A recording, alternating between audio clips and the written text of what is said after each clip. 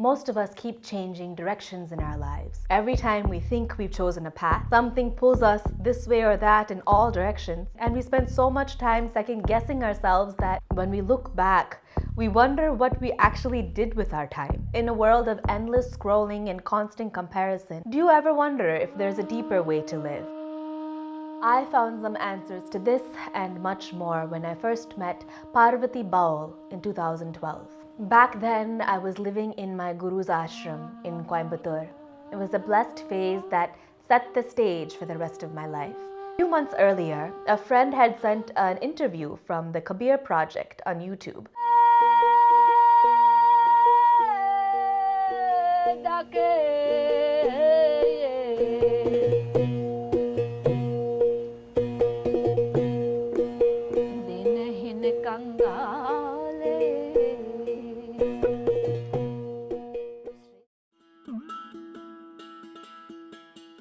My friend, who's also on the spiritual path, was surprised to hear a young feminine voice speaking about the chakras and the deepest yogic wisdom through the form of a beautiful Baul song. For those unfamiliar, Baul is a mystical yogic tradition from Bengal.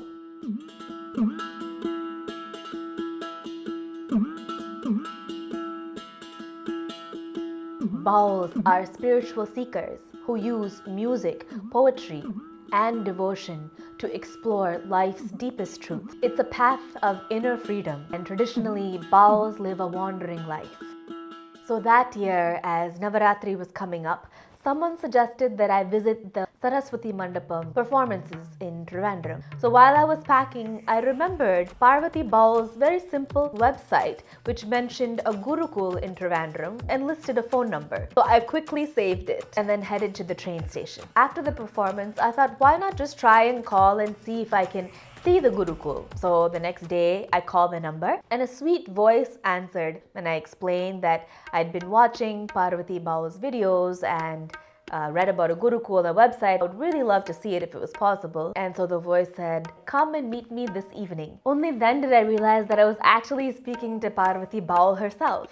Her story is remarkable. She was born in Assam, grew up steeped in classical music and dance and theater, but she had never heard about the Baul tradition until she encountered a blind Baul singer on a train at the age of 16. The sound of his ektara and his mystical voice drew her deeply. After much hardship, she began living with the great Baul master, Sanatan Das Baul. He was revered for embodying the very essence of a true Baul, living a life of simplicity, ecstatic devotion, and a fearless truth-seeking. Near the end of his life, Sanatan Das Baul told Parvathy Ma that in changing times, people were forgetting how to sustain and support such a sacred tradition. The Baul tradition needed a dedicated space, like an ashram, to nurture its diverse lineages and ensure that these living traditions wouldn't fade. He entrusted her with this mission. In 2015, he left his body, and since then, Parvathy Ma has tirelessly carried forward this vision, becoming one of the greatest living exponents of Baul. That evening, I visited her kalari in Nedumangad, where she warmly invited me upstairs. I had brought a bunch of these prasadam laddus from the ashram to give to her, which I offered before sitting with her and her disciple. So at that time, I wasn't really speaking a whole lot, and so I would often find myself at a loss for words. So at one moment like that, I had this wave of enthusiasm and I just blurted out that her voice sounded like a Devi singing, and that was what drew me to her. She listened to this and laughed, and then she sang Kichu Din Mone Mone for me. Kichu Din Mone Mone,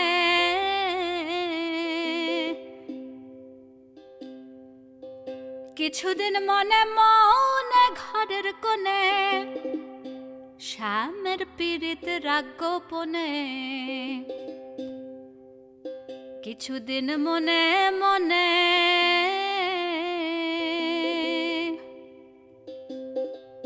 That meeting changed me in ways that I hadn't expected. Here was a real living woman walking this ancient spiritual path in a contemporary time with an inner ease. I was also at a crossroads with my dance. Having grown up performing, I was used to the applause and the entertainment side of it. But my time at the ashram was dismantling my ideas about dance, and I was wondering if there's more to this than just moving the body and entertaining people. Parvathy Ma showed that true art involves every part of us.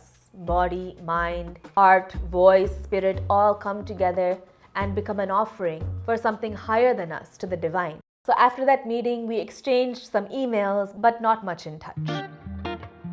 Fast forward to 2024, I was back in the USA living a completely different life, and I'd received an opportunity from Ruckus Avenue Radio to host a radio show on iHeartRadio called The Forgotten Essence of Indian Culture and Temples. Through that opportunity, I wanted to honor the many teachers that had come my path, whether they knew it or not.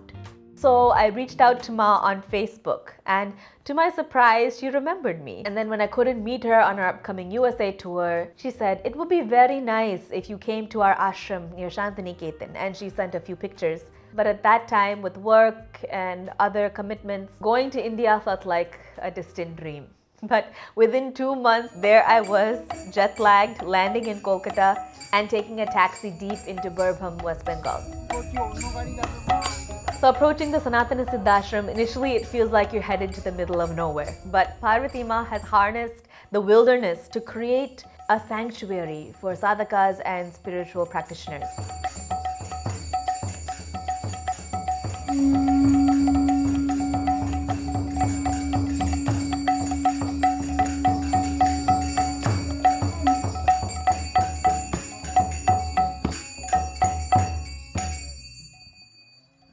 What I hadn't expected was that this meeting would be exactly 12 years after the last one. 12 years is traditionally seen as a significant, complete cycle of time for growth and introspection. I also hadn't realized that I would be meeting her on her birthday. Spirituality is often mistaken for something very serious and rigid. But if you spend even a few minutes at this ashram, you immediately see that the truth is exactly the opposite. Every soul here is celebrated and honored. Every activity is sacred and worship-worthy. Even if one doesn't know what Baul is, they can sense it just by breathing the air here. The modern world could learn a lot about life just by observing the Baul gurus and sadhakas. It was fascinating for me to see that in this day and age, an ashram like this still exists in rural West Bengal.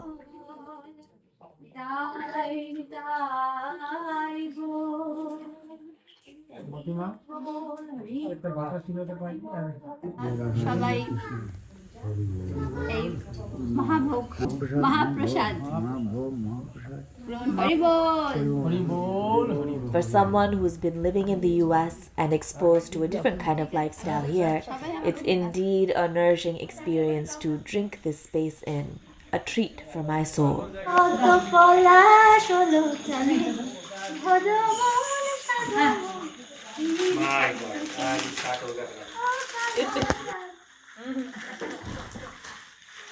Everybody has a song.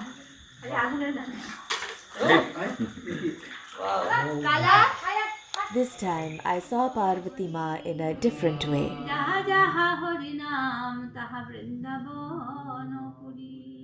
Through her sadhana and devotion, she has transformed herself into a phenomenon. She's no longer herself, but carrying the fire of all the gurus before her. And that is the power of bhakti or devotion to the guru. But minds will question, where is the proof of this power? Unfortunately, that's the state of the world today. People need to see the results before bowing down to something. What better example than this? In a world thriving on capitalism and transactional relationships, despite continuous challenges with no silver spoon handed down, one woman actually manifested a living, physical space dedicated to the Baul tradition and sadhana. This ashram stands as living proof of devotion to the Guru. The Guru empowers us to create things not just within us, but in the world too.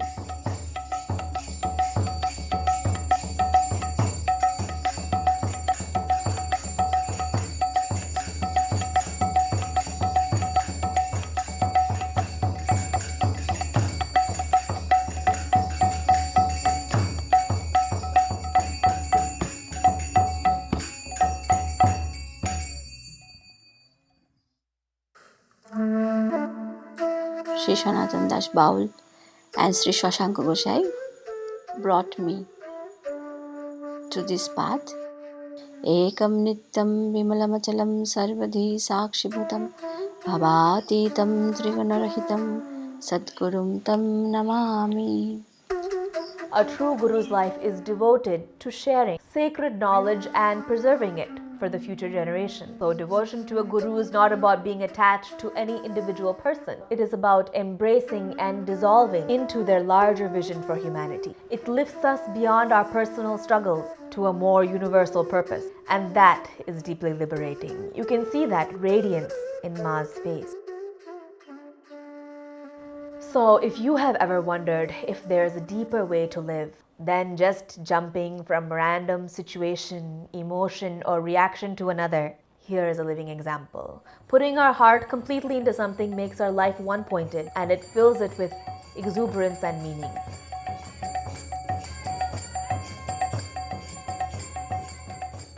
My main reason for coming was to interview Ma, but I received a profound reminder of how the fire of bhakti can transform mundane existence into a life of meaning and light. And that is why our culture is rooted in devotion, because it was recognized that living in a boundless way beyond conditions is what brings true fulfillment. It was a surprise and joy that this video came together on the auspicious day of Guru Purnami. How we are connected with the right situations at the right time is the biggest blessing.